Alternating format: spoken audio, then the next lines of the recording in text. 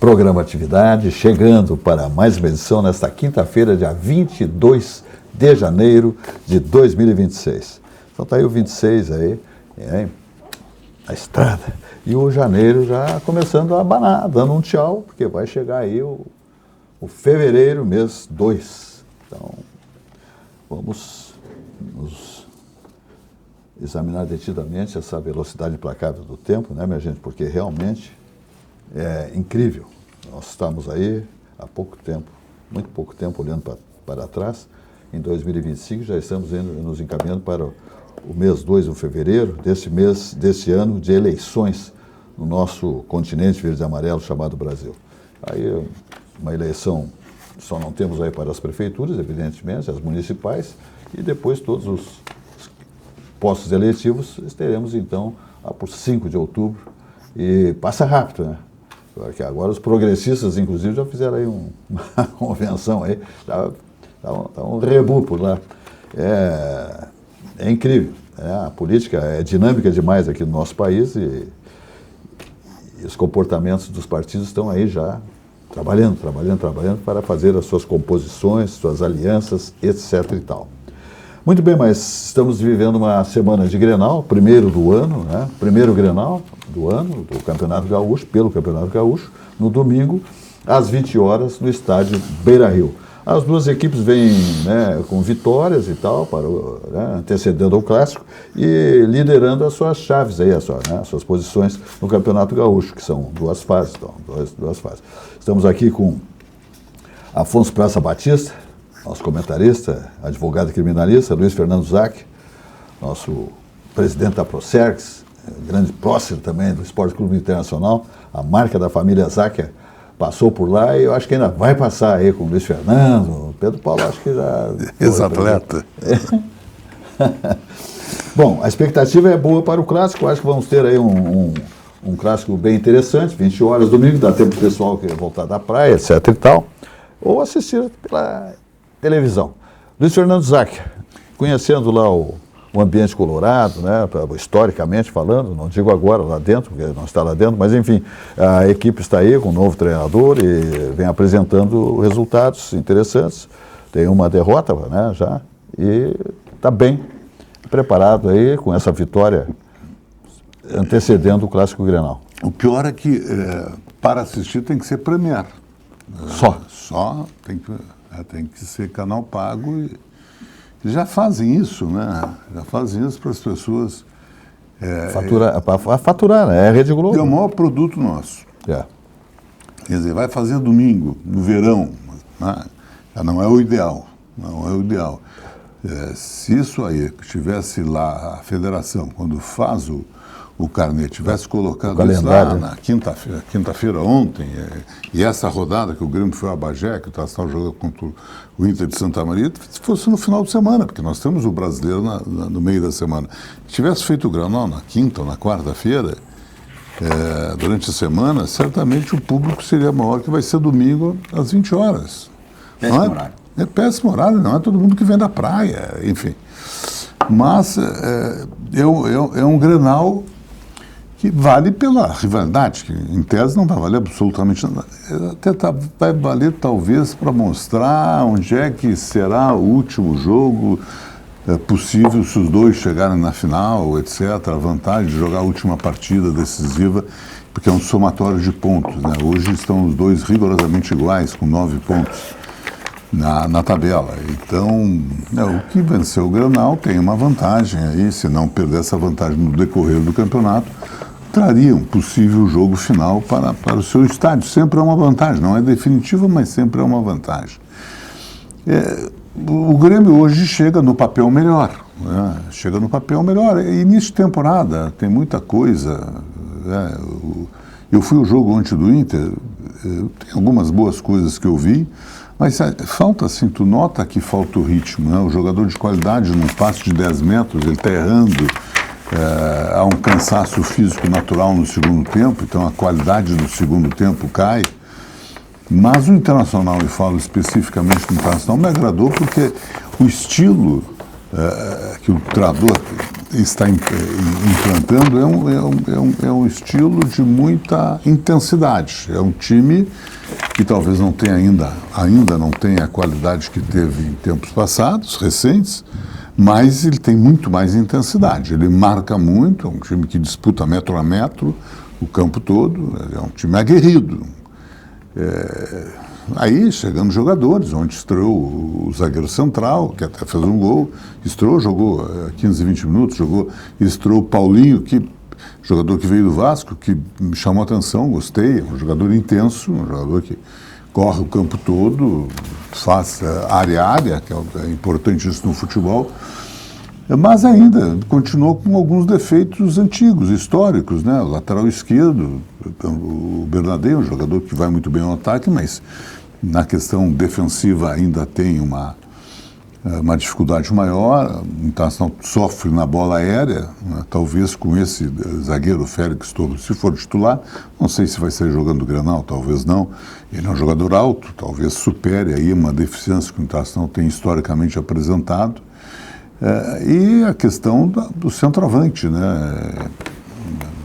Ontem a pessoa que estava assistindo comigo disse, não, o Borré é um centroavante que faz os gols em impedimento.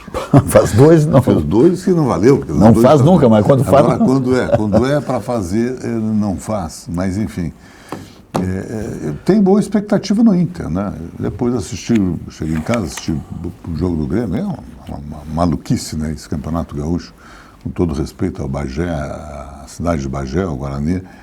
A iluminação, não pode. Campeonato Gaúcho, né, jogar com uma iluminação no primeiro tempo quase de boate.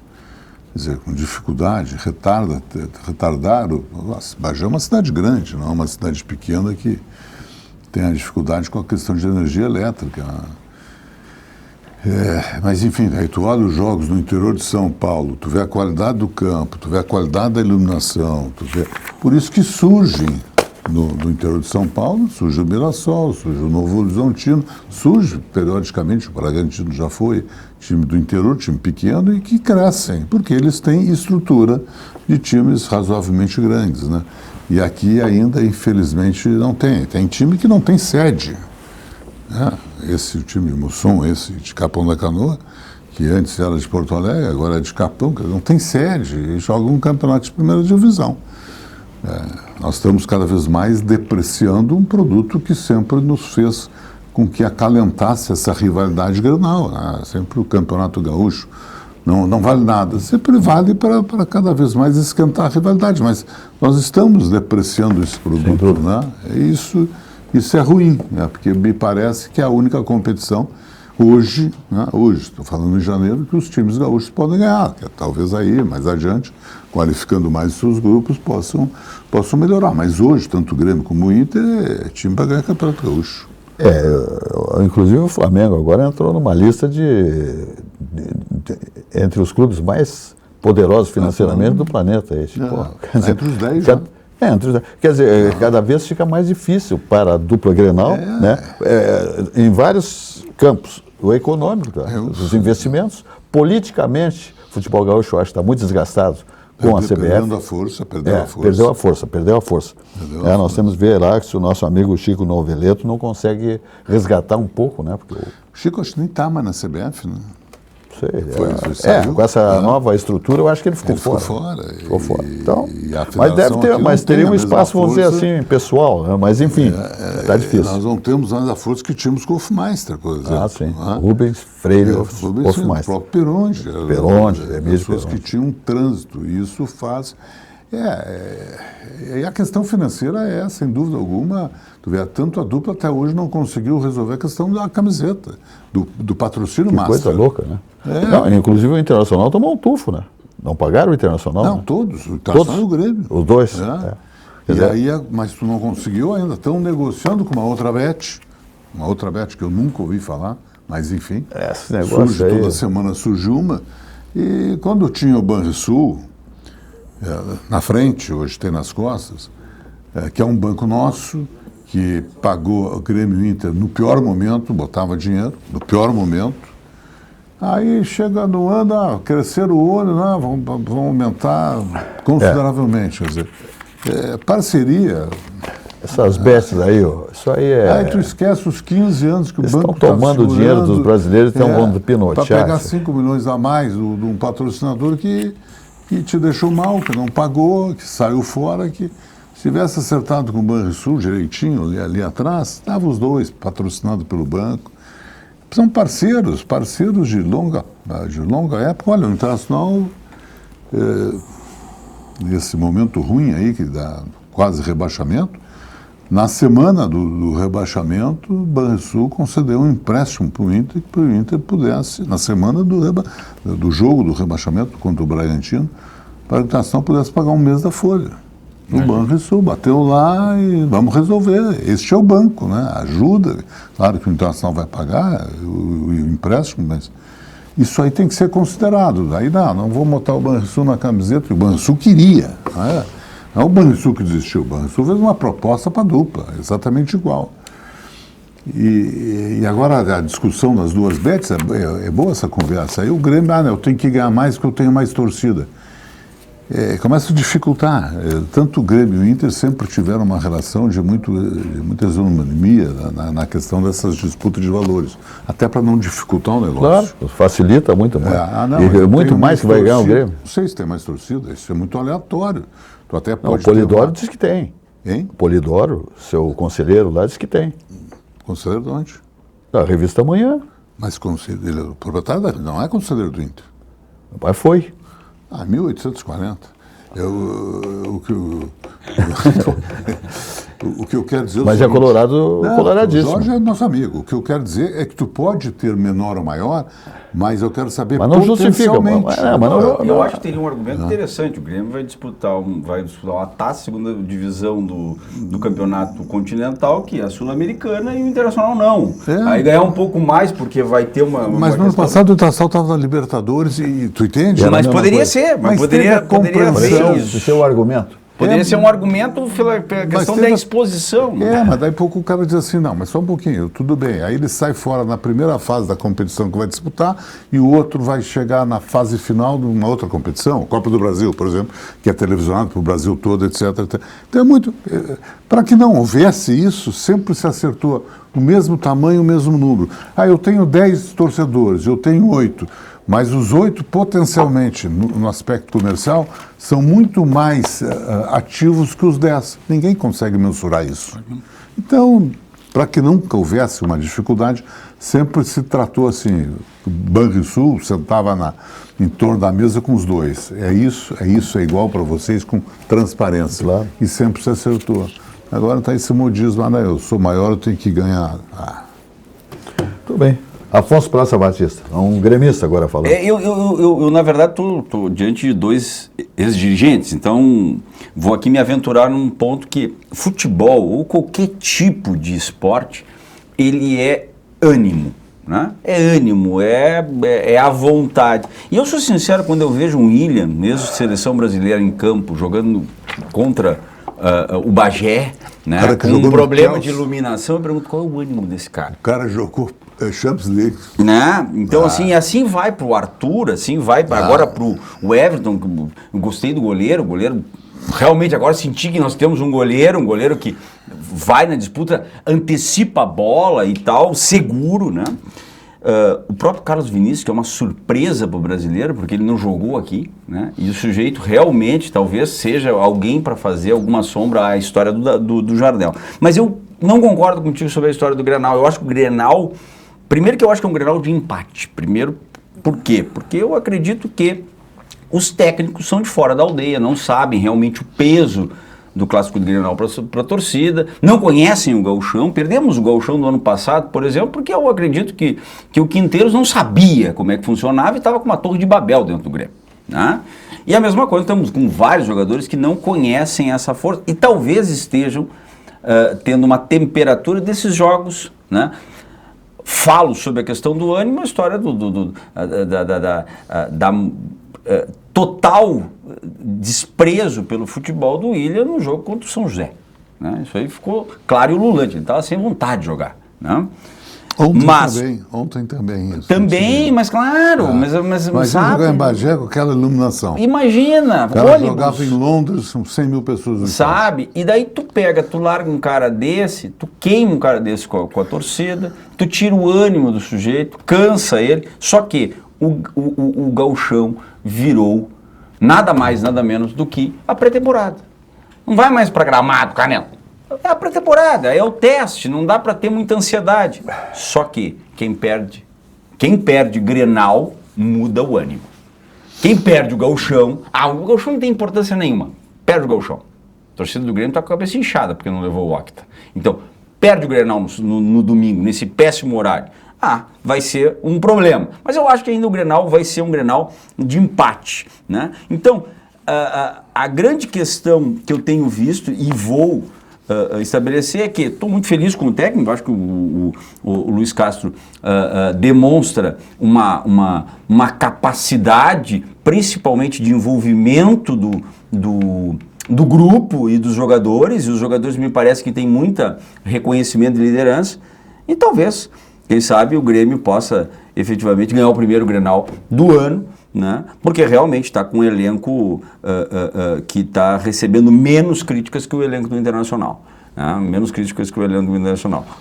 Ressalvados, e aqui eu respeitando o Zaca, que é um time que foi completamente desmontado, né, Zaca? Embora, claro, exista toda essa situação de que o técnico que irá assumir é um técnico que está preparando o time fora, que não entrou, e que há críticas a respeito disso, que ele assumiu, mas não assumiu, né? Então, que é, pelo menos, a primeira vez que eu vejo na vida isso. O técnico ser contratado. O técnico do Internacional não foi para Casa Mata. Foi 2 vezes. Já foi 2 vezes, mas em 4 jogos. Em 2 jogos ele não foi. E houve crítica a respeito disso. É que assim, eu vou defender. Me permite, Afonso, o que o Internacional fez? Com a sua dificuldade financeira, ele tem que aproveitar alguns jogadores da base no grupo principal. Esses jogadores da base, esse grupo, se apresentou, fez uma pré-temporada, se apresentaram, parece que 2 semanas antes do grupo principal, por causa da lei. Tu tinha que cumprir os 30 dias de férias. E esses meninos, como não existe para eles a mesma rigidez da lei dos 30 dias, e até porque as competições deles, a maioria são sub-16, terminaram antes do Campeonato Brasileiro do Profissional, então eles tinham lá os 30 dias e se apresentaram. E esses meninos foram treinados pelo Pablo, que é um assessor permanente do Departamento de Futebol, que é um treinador. Então, o primeiro jogo foi somente esses meninos, não tinha jogador do nível profissional. Teve o goleiro. Que foi o do golaço lá do Noia. Do golaço da bicicleta, isso aí. Então foi o time de jovens. Foi treinado por aquele profissional que estava trabalhando com eles 10 ou 14 dias antes. E paralelo a isso, o Pesolano estava trabalhando o grupo principal. O segundo jogo é esse jogo contra o São José. Foi o treinador principal. Aí já era um time mesclado. Alguns jogadores do grupo principal com a base dos meninos.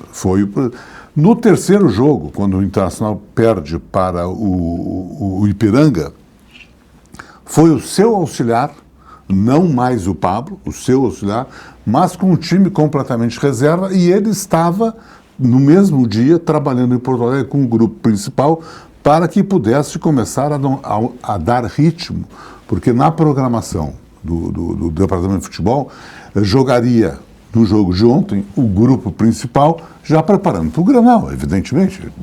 Dizem que não, mas está preparando para o Grenal. Então precisava um trabalho intenso de treinamento que foi feito sábado e domingo, enquanto o time estava se dirigindo para Erechim. E para sábado e domingo trabalhou, provavelmente deve ter folgado na segunda, trabalhou na terça e joga na quarta. Ele deu uma intensidade. Então ele na Casa Mata teve um jogo, 2 de ontem. O de São José e o de ontem. O de São José foi o coordenador. Não, o São José foi ele. Foi ele também. É. E aí, eu gosto até para tu conhecer o grupo. Mas como nesses 2 jogos era basicamente os meninos, os guris, eu acho que aí até se entende um pouco mais. Tudo bem. Então tá. Expectativa para o clássico, então, no domingo, 20 horas no estádio Beira-Rio. Eu acho que as duas equipes mais ou menos vão niveladas, sabe? E assim, o juiz que não tinha sido ainda determinado. Nunca apitou, não, foi determinado hoje. Não sei nem se é bom ou ruim, mas nunca apitou Grenal. Não apitou o jogo da dupla nesse campeonato.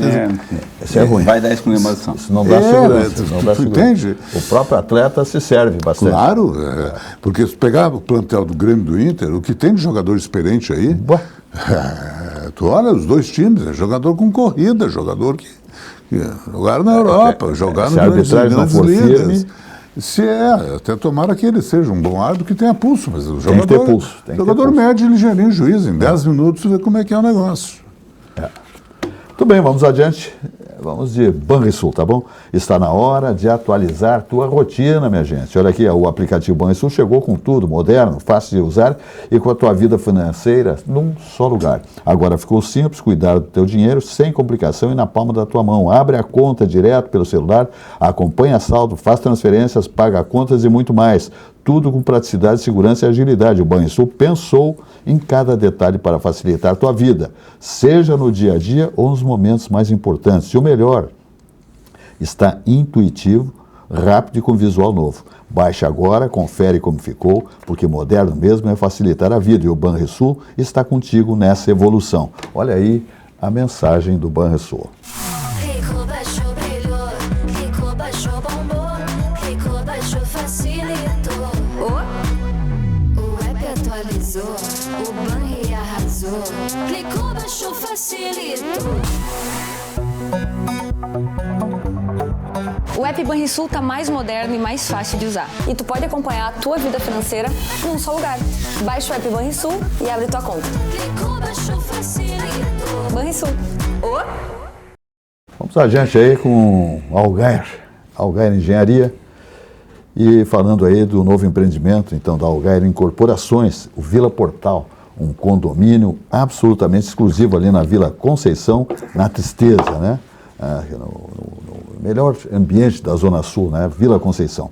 No coração da Zona Sul, então, são 18 casas com arquitetônico altamente qualificado, sua produção, seu design. Então, tudo de bom. São casas maravilhosas com preços absolutamente civilizados. Assim funciona a Algair Engenharia, tá bom? Então, dá uma olhada neste empreendimento da Algair Engenharia ali na Vila Conceição, que é o Vila Portal, esse exclusivo condomínio da Algair Incorporações.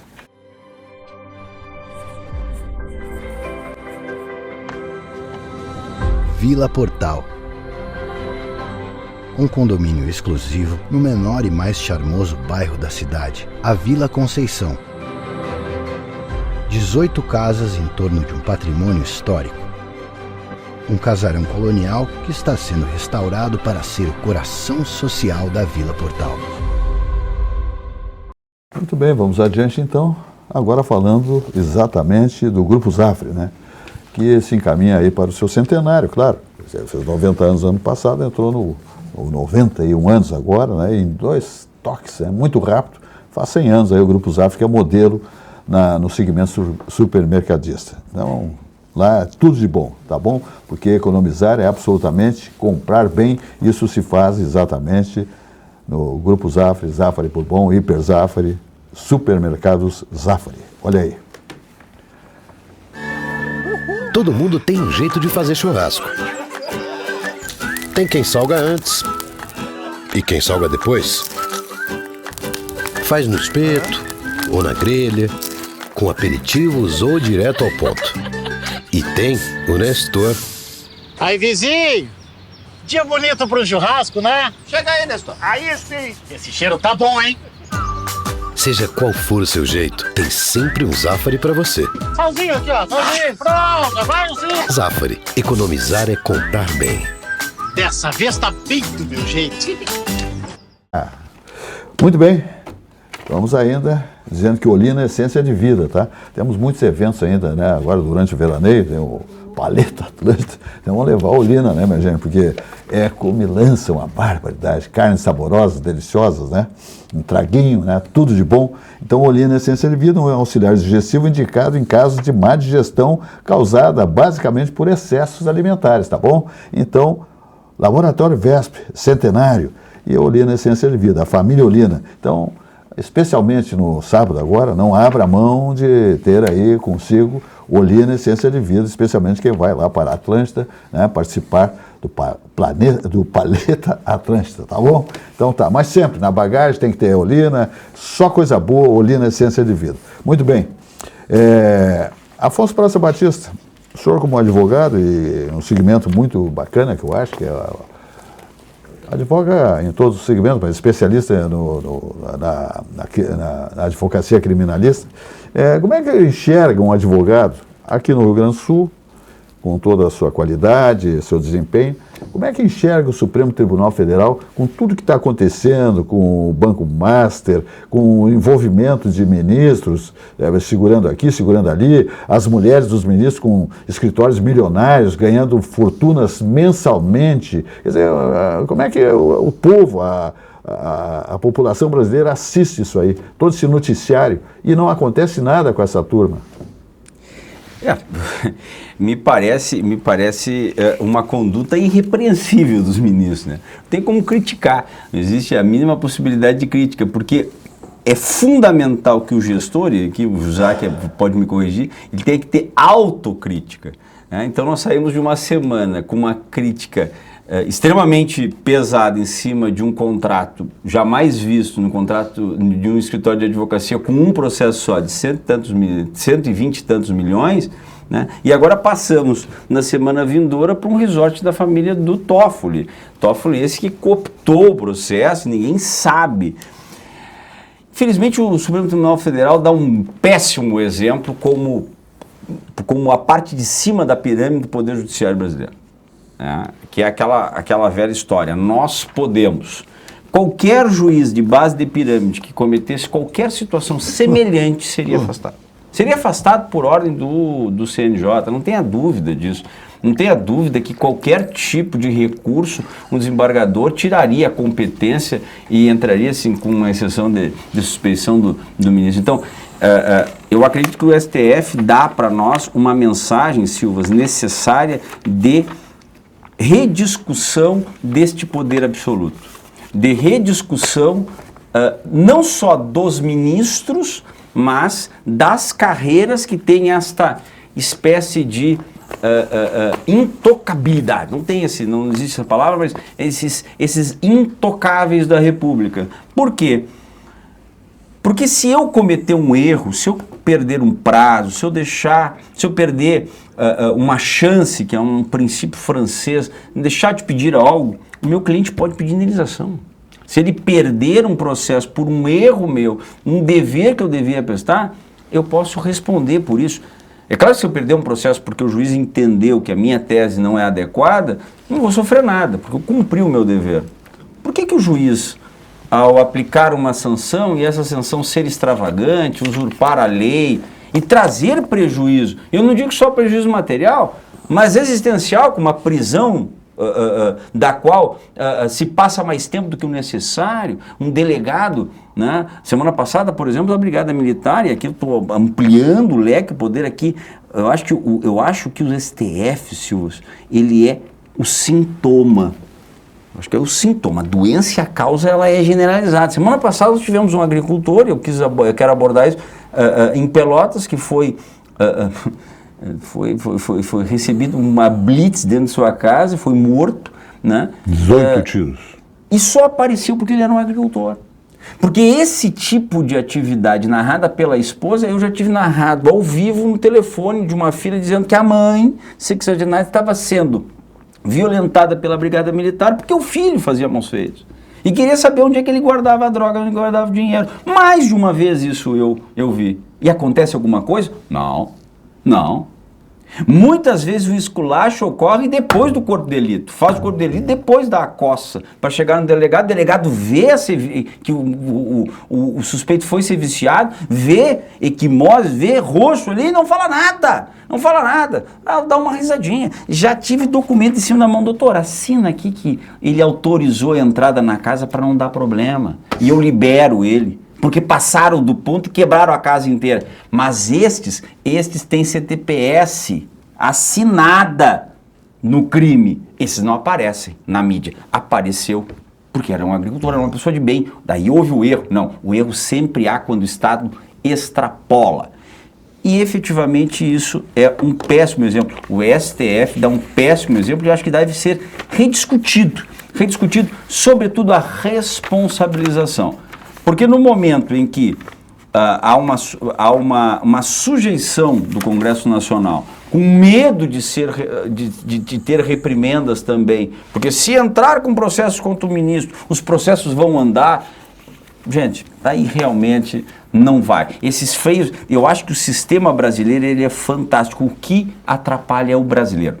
Eu acho que o sistema, a teoria está ótima, o problema é o brasileiro. Então nós temos que moldar esses freios e contrapesos à moda brasileira, porque é inacreditável o que a gente vê toda hora. Essa história agora do resort e do Toffoli, na minha opinião, é apática. Agora mesmo estava vendo, né, o advogado do Vorcar teve aportes, teve doações a ministros no Ministério do Lula. Ele é advogado do Vorcar. Tudo bem, ele é advogado. Advogado do Vorcar. E coincidentemente ele divide bancada de entrevistas com o Reinaldo Azevedo, que hoje é um dos maiores defensores do PT. Ou seja, a gente vai andando, o próprio sujeito que viajou, o próprio advogado que viajou junto com o Toffoli para ver o Palmeiras, fazia parte, me parece, da Jovem Pan, defendendo as entranhas do PT. Ou seja, eles não têm medo de mostrar a bandeira. Ocorre que me parece que perdeu-se a compostura, Zac. Antigamente se tinha maus feitos, mas as pessoas tinham uma certa compostura, que nem o japonês faz uma bobagem, vai lá e faz o harakiri, ele mesmo sai fora de cena. Me parece que no Brasil a questão se tornou costumeira e o STF não é nada mais, nada menos do que o sintoma. O problema ele é generalizado. Luiz Fernando Zac, o que me diz de todo esse quadro aí? A avaliação do Não já parasse no resort alguma vez lá do Toffoli? Não. A avaliação correta. Eu quero aqui, eu não sou advogado, quero falar como cidadão, né? Quando tu olhava o STF, quando fazia críticas ao STF, era o mau uso do carro oficial, era uma vantagem que, como era o negócio do cabide, como é que chamava? Tinha verba do cabide, auxílio paletó. Auxílio paletó. A lagosta. Então uma licitação que não sei quantos quilos de lagosta. Era um afronto, sabe? Não, hoje assim, a mulher do ministro defende, só um pouquinho, qualquer atividade que fizesse algo parecido, em qualquer atividade, em qualquer função, estariam hoje, imaginam a mulher de um governador, a mulher de um presidente da Câmara, do presidente de uma Assembleia, de um senador, que estivesse fazendo, o que não se estaria hoje crucificando este governador, esse presidente do Congresso, esse senador. A régua não é a mesma. A regra não é a mesma. E os números não são os mesmos. Né? Os números não são. Então, está se perdendo a vergonha.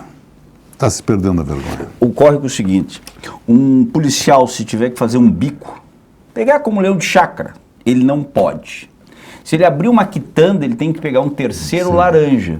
Por que o ministro do STF, o decano, tem um instituto no nome dele? É isso aí. Que ele pode fazer convenções com vescotes no exterior e mandar avião fretado levando pessoas lá para fazer isso, como uma espécie de influência. Vamos dizer, não vamos adjetivar, só influência. Né? E, curiosamente, o ex-sócio do mesmo instituto é o Procurador-Geral da República, mesmo Procurador-Geral da República que entrou e efetivamente deu ali o parecer favorável à cassação do, então, do antagonista do atual sistema.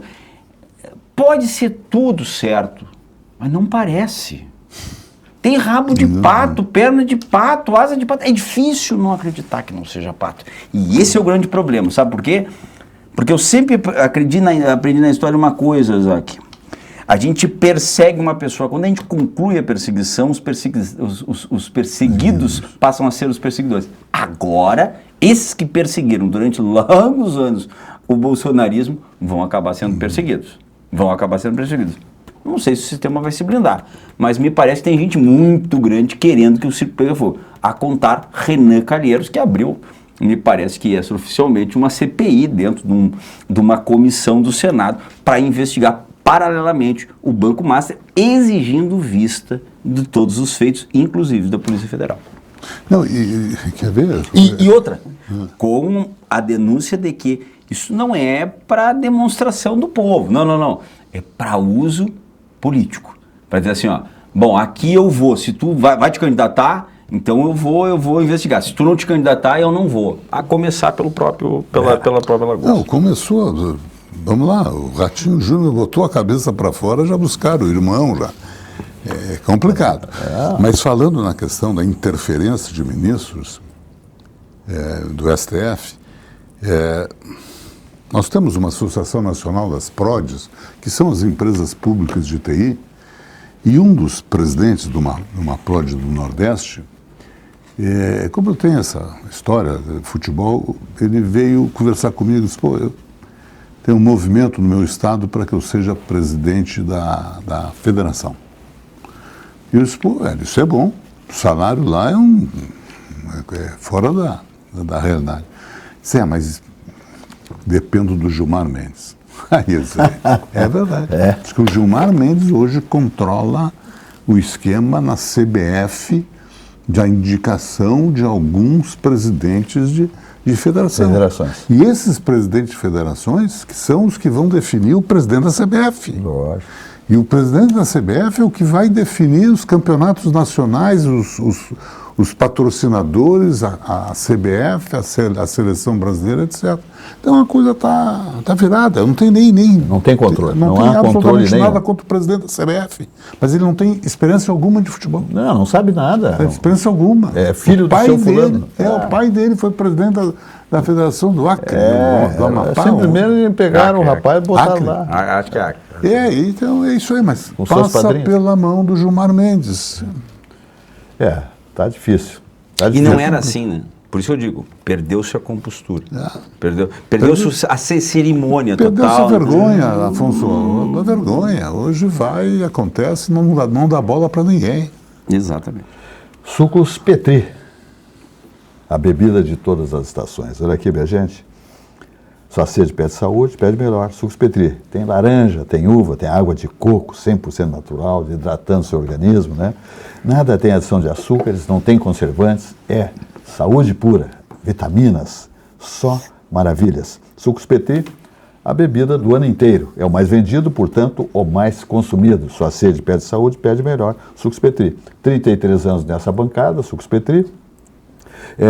Fazendo com que os nossos comentaristas, nossos convidados, sempre degustassem Sucos Petri, esta maravilha de saúde pura, Sucos Petri.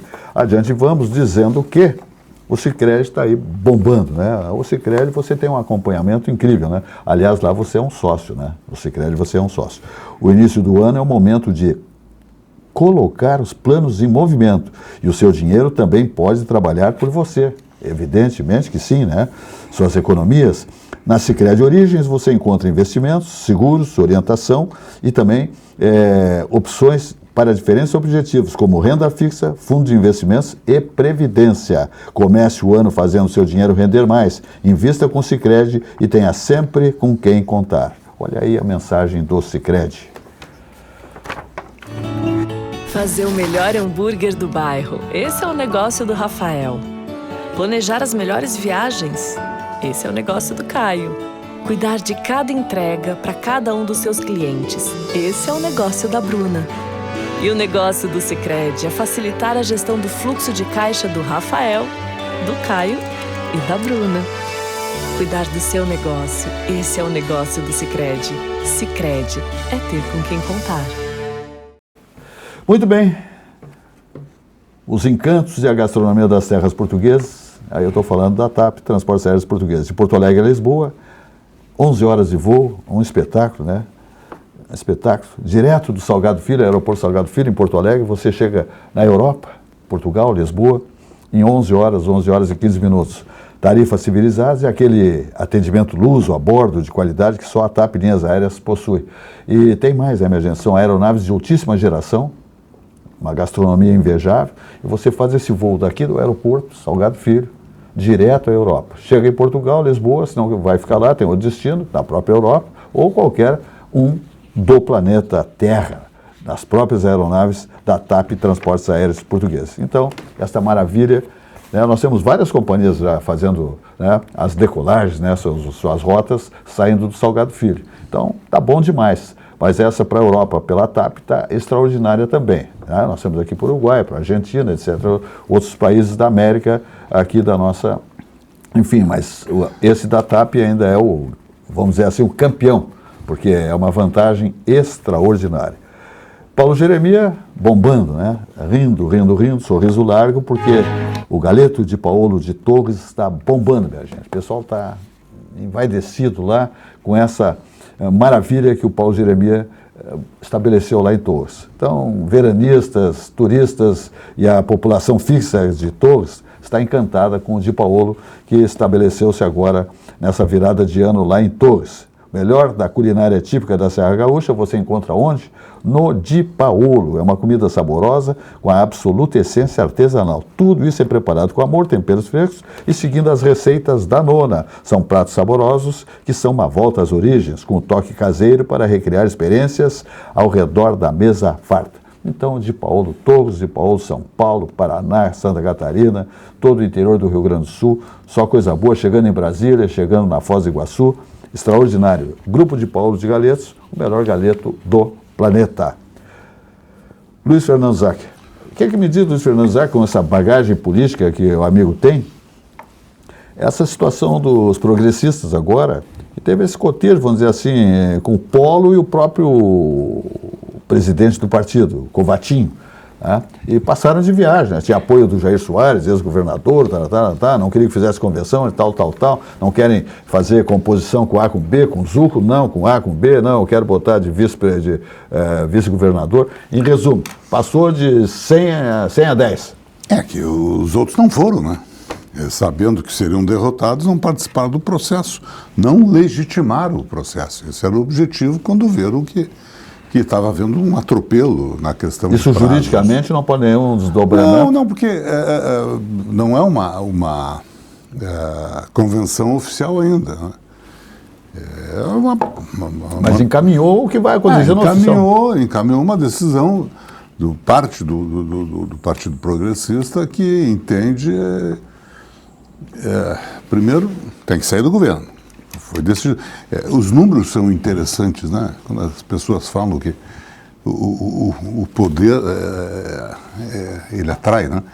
As votações foram 100 e pouco a 8, 100 e pouco a 9, para sair do governo. Fizeram 25.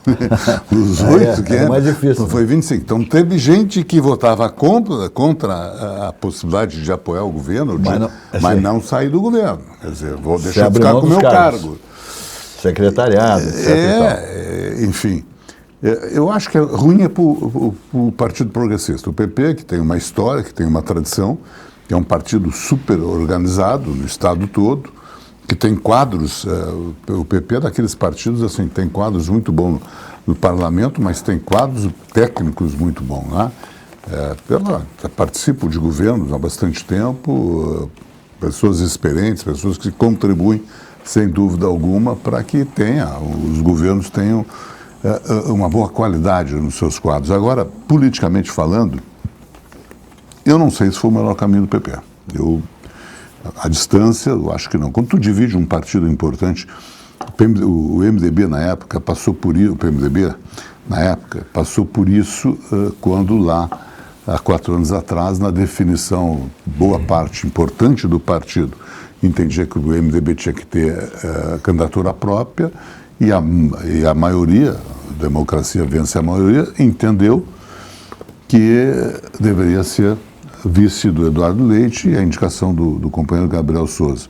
Mas não foi 100 e poucas pessoas que votaram. Votou um colégio extremamente representativo, que envolvia os deputados, os diretórios, os presidentes municipais dos partidos, os parlamentares. Quer dizer, a quantidade era 4, 5 vezes o que foi nessa prévia aí que o PP fez. Agora, é ruim para o PP porque quadros importantes e promissores, eu vou usar o Hernani Polo como exemplo, assim como o Covatinho seria também, essa divisão é ruim.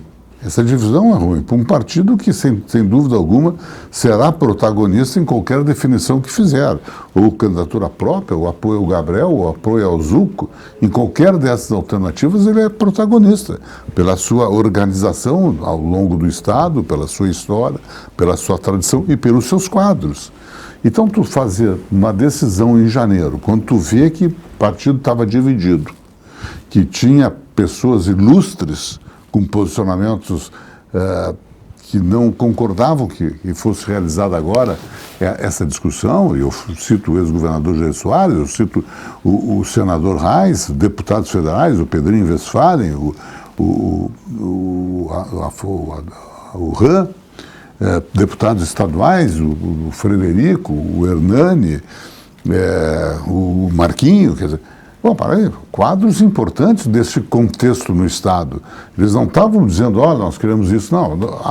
Entendiam que essa discussão deveria ser realizada ao longo do Estado, isso seria importante, porque fortaleceria o PP, eles queriam fazer debates no interior, em 4, 5 municípios, que desse oportunidade para que todos os companheiros participassem e opinassem, e não uma coisa vindo de cima para baixo, como foi realizado. Corre, no meu entendimento, o PP de ficar dividido. Daqui um pouco uma migração para uma outra sigla, eu digo objetivamente o PSD, que hoje está em crescimento, de algumas lideranças importantes. Isso é ruim para o PP. É ruim porque ele ficou fracionado. É o partido da família Kovács, é o partido...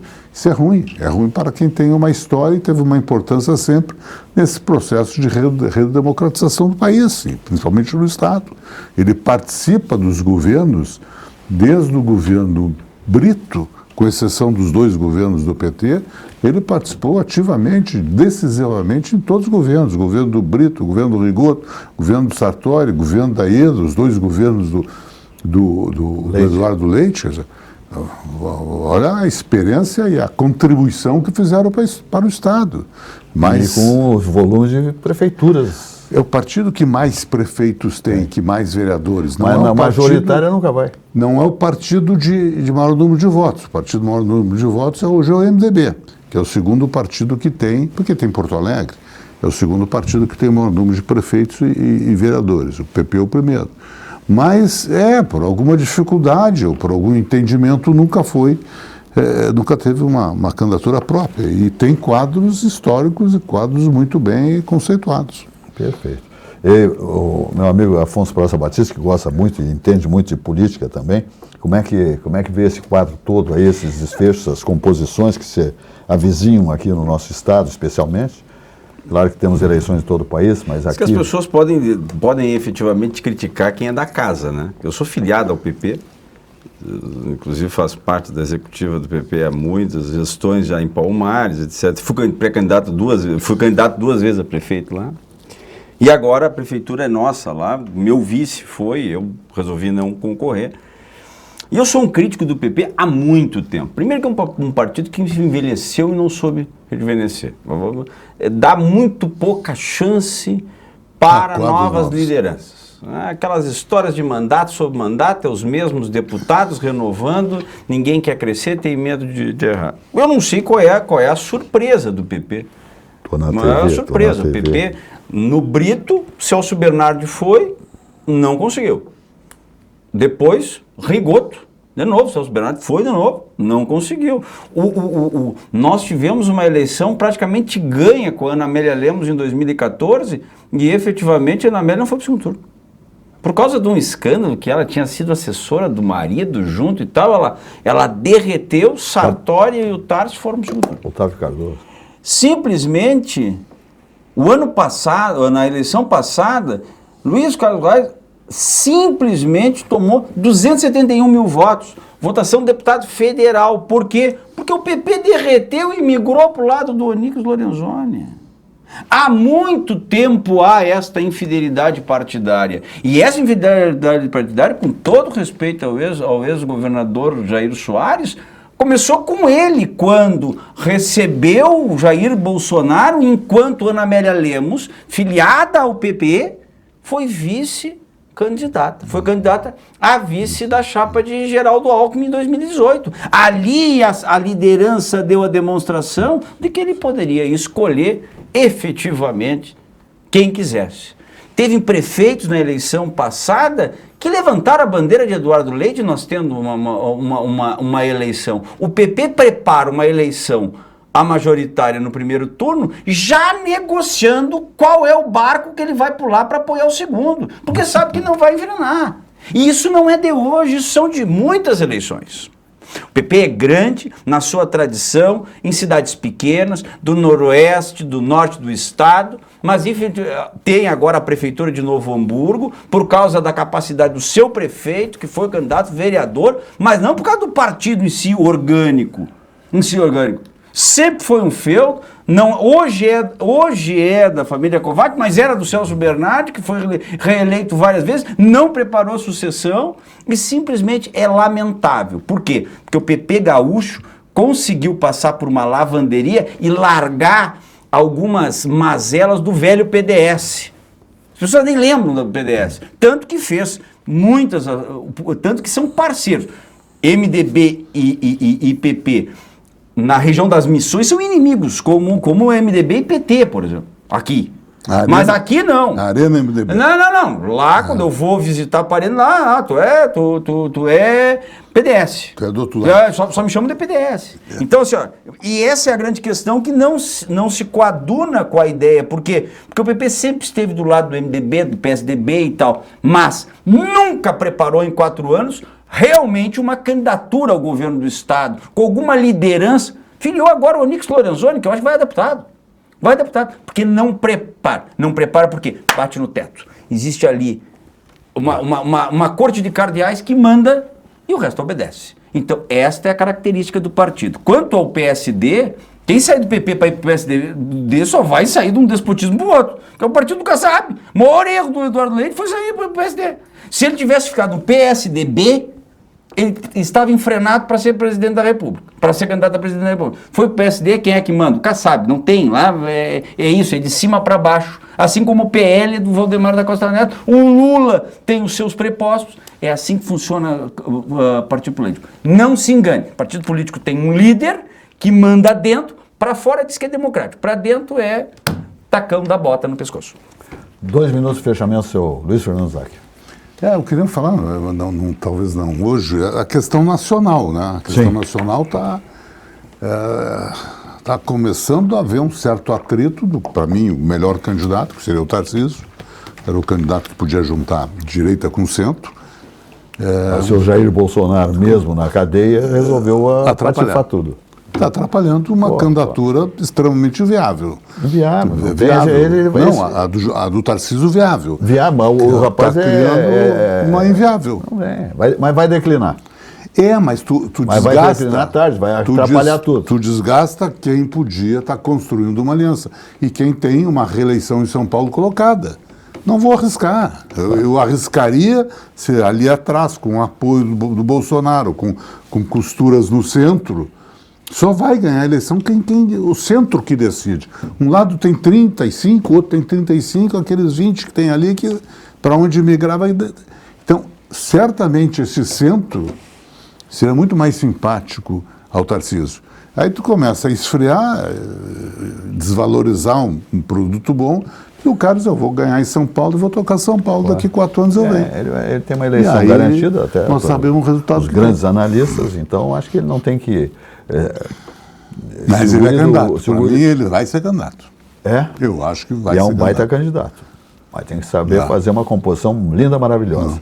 1 minuto então, tá ok aí, meu amigo Praça Batista? Zaga, só quem vai ganhar o Planalto do Lula, se ganhar, é quem tiver a outra pesquisa, a pesquisa da rejeição. E infelizmente o Flávio tem uma rejeição muito alta. E o Tarcísio não tem tanto. Exatamente. Agora, só que essa demora, esse compasso de espera, isso aí só fortalece o governo que está trabalhando. Exatamente. Meus amigos, vamos embora. Programa Atividade, mais uma edição. Segunda-feira estamos aí, né? 20 horas, em seguidinha, das 20 às 21, né? Aqui na RS Play, o nosso programa. E agora chegando aí o Alexandre Garcia com o seu belo comentário. Uma boa noite e até lá.